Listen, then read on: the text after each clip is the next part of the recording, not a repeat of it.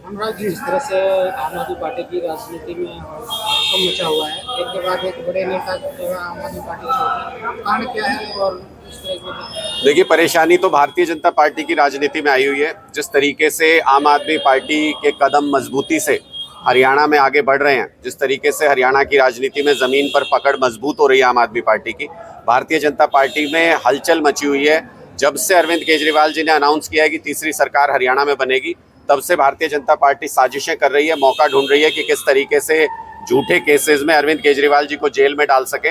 लेकिन 28 तारीख को हरियाणा में बदलाव रैली अनाउंस की है हम लोगों ने, और हरियाणा के बेटे के साथ जिस तरीके का अत्याचार भारतीय जनता पार्टी कर रही है, जिस तरीके की साजिशें भारतीय जनता पार्टी कर रही है, भारतीय जनता पार्टी से बर्दाश्त नहीं है कि हरियाणा का लाल इन ऊंचाइयों को छुए।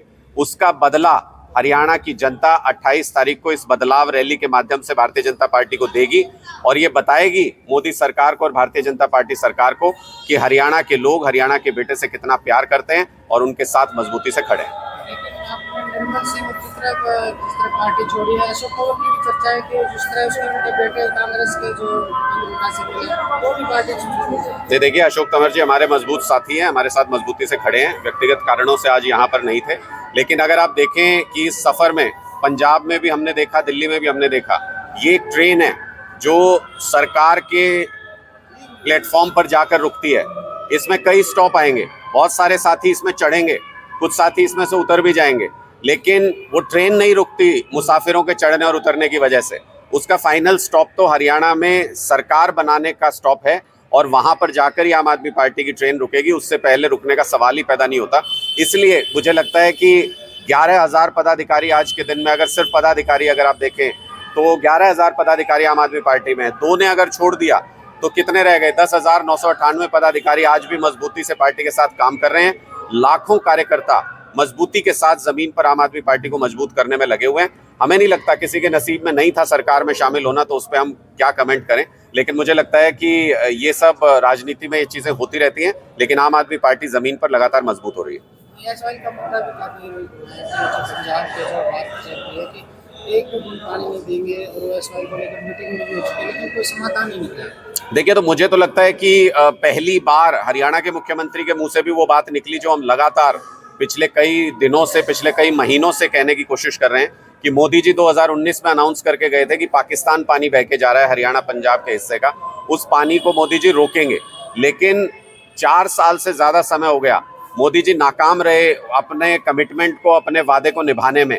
और हरियाणा भी प्यासा है, पंजाब भी प्यासा है, राजस्थान भी प्यासा है। इन सबको पानी देने की जिम्मेदारी केंद्र सरकार की, नरेंद्र मोदी जी की है। मुझे लगता है कि अब जब हरियाणा के मुख्यमंत्री को भी ये बात समझ में आ गई है कि पाकिस्तान जो पानी बह के जा रहा है उसको लाया जा सकता है, उससे पंजाब, हरियाणा, राजस्थान की प्यास बुझाई जा सकती है, तो फिर उनको प्रधानमंत्री जी पे दबाव बनाना चाहिए, क्योंकि वो इंटरनेशनल इशू है। पाकिस्तान जाने वाले पानी को कोई स्टेट तो नहीं रोकेगा, उसको तो केंद्र सरकार उस पर निर्णय लेके कोई फैसला ले सकती है, उसके लिए इंफ्रास्ट्रक्चर क्रिएट कर सकती है। वो इस समस्या को सुलझाने में काफी हद तक कामयाब होगा। और मुझे लगता है आज तक इन्होंने कभी सीरियसली कोशिश भी नहीं की। कांग्रेस की तीनों जगह सरकार रही, अगर चाहते तो एक कमरे में बैठ के तीनों जगह के नेता बैठ के निर्णय कर सकते थे। बीजेपी की तीनों जगह सरकार रही, अगर चाहते तो निर्णय कर सकते थे। ये लोग चाहते नहीं थे कि हरियाणा और पंजाब की ये लड़ाई कभी खत्म हो। आम आदमी पार्टी को अगर कभी ऐसा मौका मिला और तीनों जगह हमारी सरकार हुई, हम आपसी बातचीत के माध्यम से इस समस्या को हमेशा हमेशा के लिए खत्म कर देंगे। जिस तरह से जवाब सिंह चौटाला ने लिखा है कि जो एसवाई का पानी है वो तो गिट्टी में गुटका दे के था, इस तरह का। जब उनके पिताजी की सरकार थी और जब उधर भी उनके पिताजी के परम मित्र की सरकार थी, तो गिट्टी में अंगूठा देते, चाहे हाथ मिलाते, लेके क्यों नहीं आए? वो भी इस राजनीति में उतने ही दोषी हैं जितनी बीजेपी और कांग्रेस इस राजनीति में दोषी है। मुझे लगता है 57 साल कम समय नहीं होता। 57 साल मिले कांग्रेस को, बीजेपी को, इनेलो को, जेजेपी को, इन सारी पार्टियों को। अगर चाहते तो इस समस्या का समाधान कर सकते थे, लेकिन इनको लोगों के पानी से मतलब नहीं है, इनको किसानों के खेत में पानी पहुंचे उससे मतलब नहीं है। ये अपनी राजनीतिक रोटियां सेकते हैं, ऐसे मुद्दों पे आग जलाते हैं, आपस में लड़ाते हैं दोनों प्रदेशों को, और उस पर अपनी राजनीतिक रोटियां सेकते हैं।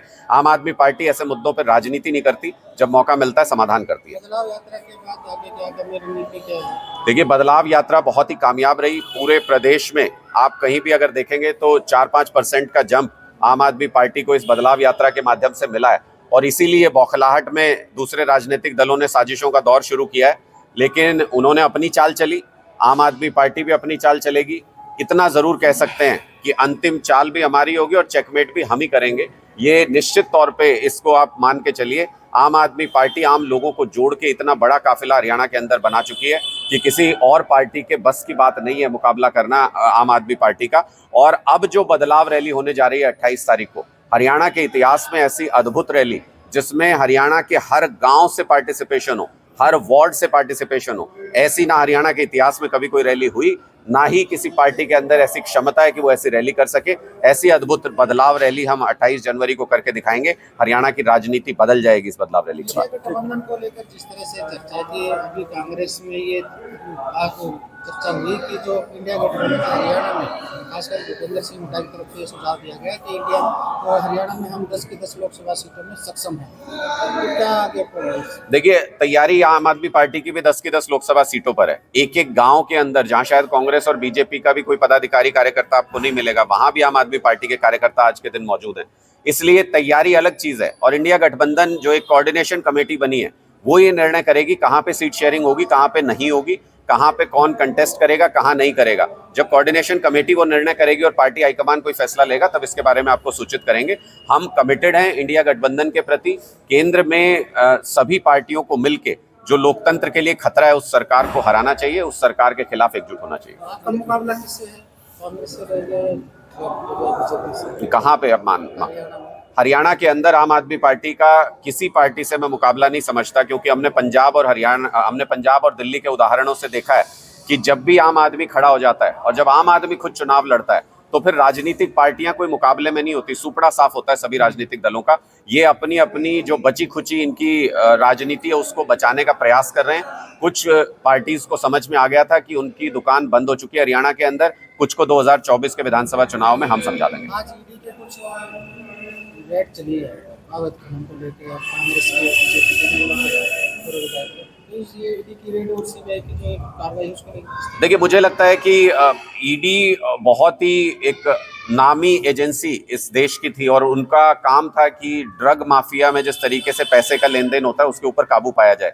वो अपना असली काम छोड़ के भारतीय जनता पार्टी के हाथों की कठपुतली बन गई है। ऐसा क्यों होता है कि 96 से 98% केसेस में सिर्फ विपक्ष के नेताओं के खिलाफ ही ईडी की कार्रवाई होती है, सिर्फ विपक्ष के नेताओं को ही गिरफ्तार किया जाता है? क्या भारतीय जनता पार्टी का शासन इतने सारे प्रदेशों में चल रहा है, केंद्र में चल रहा है, क्या उनके किसी नेता ने भ्रष्टाचार नहीं किया? और जिनके ऊपर खुद ईडी के मामले चल रहे थे, सीबीआई के मामले चल रहे थे, जब वो भारतीय जनता पार्टी में चले जाते हैं तो वो मामले अचानक से ठंडे क्यों पड़ जाते हैं? उनको नोटिस जाने क्यों बंद हो जाते हैं? उनके खिलाफ कार्रवाई क्यों बंद हो जाती है? ये पूरा देश देख रहा है भारतीय जनता पार्टी की गंदी राजनीति का नंगा नाच। इसको पूरे देश के अंदर इसके खिलाफ लोगों का मन तैयार हो रहा है।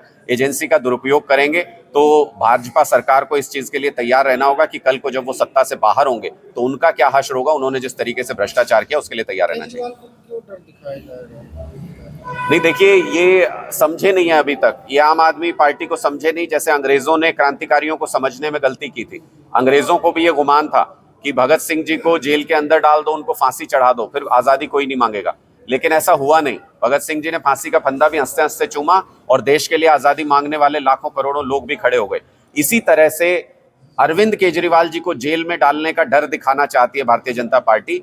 हम वो शहीदों को मानने वाले लोग हैं जो सर पे कफन बांध के निकले हैं और पूरी ताकत के साथ इस बदलाव की लड़ाई में लगे हुए हैं। जब तक बदलाव होगा नहीं तब तक रुकेंगे नहीं। इनको जो ताकत लगानी है, जो एजेंसी लगानी है वो लगा लें। अरविंद केजरीवाल जी को अंदर डालने की जो साजिशें, जेल के अंदर करने की जो साजिशें ये कर रहे हैं, हरियाणा का बच्चा बच्चा उसका जवाब देगा। हरियाणा का बेटा इस ऊंचाई को छू रहा है, ये भाजपा से बर्दाश्त नहीं हो रहा। जब भी नोटिस आता है अरविंद केजरीवाल की गिरफ्तारी के लिए कोई ना कोई मंत्री बयान दे देता है, क्या डर है आम आदमी पार्टी को की गिरफ्तारी के लिए? गलत नहीं किया, हमें तो कोई डर नहीं। क्रांतिकारियों को कब डर हुआ? लेकिन डर नहीं का मतलब ये नहीं कि आप गैर कानूनी कोई नोटिस भेजें और उसकी भी बाइंडिंग हमारे ऊपर हो। क्या कानूनी तौर पे जो कानूनी तरीके से जानकारी के साथ नोटिस भेजना चाहिए वो भेजिए। अरविंद केजरीवाल जी ने कहा है कि वो अगर ऐसा कोई कानूनी तौर पे सही सम्मन आता है तो वो उसको फॉलो भी करेंगे और जांच में सहयोग भी करेंगे। सीबीआई ने बुलाया था, अरविंद केजरीवाल जी गए थे और कुछ मिला नहीं। 8 महीने हो गए उस मामले को। चार्जशीट ईडी इस मामले में फाइल हो चुकी है। इस पूरे मामले में उसमें कहीं अरविंद केजरीवाल जी का नाम नहीं, ना गवाह के तौर पे, ना आरोपी के तौर पे। अब अचानक से लोकसभा चुनाव से पहले ये जागे हैं, अचानक से नोटिस भेज रहे हैं। और नोटिस भी कैसा?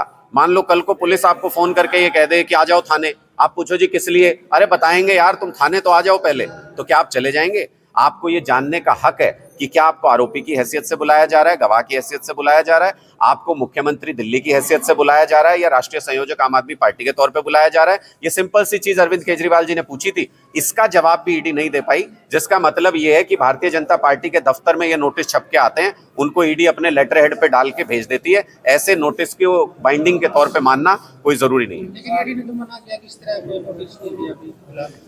नोटिस तो पब्लिक डोमेन में है, आप सबकी जानकारी में 3 नोटिस दिए गए हैं ईडी की तरफ से, तीनों में भाषा वही है।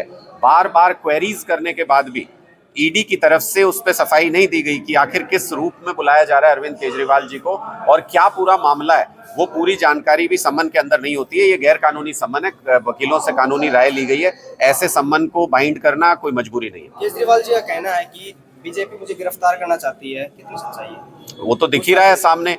जैसे जैसे अरविंद केजरीवाल जी, मुझे लगता है कि जब वो रोहतक में आके ये अनाउंस करके गए थे कि तीसरी सरकार आम आदमी पार्टी की हरियाणा के अंदर बनने जा रही है, तभी से भारतीय जनता पार्टी पूरी तरह से बौखलाई हुई है।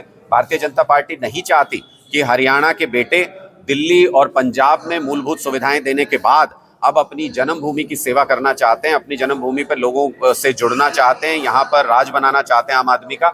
उससे भारतीय जनता पार्टी बौखलाई हुई है, वो उन्हें ये काम करने नहीं देना चाहती। लेकिन पूरा हरियाणा अपने बेटे के पीछे पूरी ताकत के साथ खड़ा होगा, उनके साथ मजबूती से खड़ा होगा।